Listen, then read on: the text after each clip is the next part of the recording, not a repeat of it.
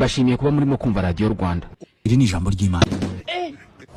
Loti azamuka Visowari ajya gutura mu misozi yirengeye. Ajyana n'abakobwa be babiri. Yatinye rero gutura Isowari ahubwo yiturira mu buvumo we n'abakobwa be uko ari babiri. Mama yangu. Muri abo bakobwa umukuru aza kubwira umuto ati data arashaje kandi mu gihugu cyose ntaho tuzabona umugabo ngo aturongore nkuko bigenda handi hose.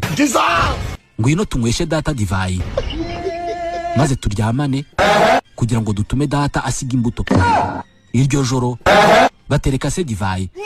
Umukuru ararana na se ntiyabimenya. Ntiyamenya igihe umukobwa yaryamiye n'igihe yabyukiye. Bukeye umukuru abwira umuto ati dore ejo nararanye na data kongera iri joro tumutereke divayi uzu uryamane nawe. Mama yangu. Bityo tuzaba dutumye data agira imbuto. Ariko hari nashonje. Iryo joro nanone batereka se divayi. Umutarahaguruka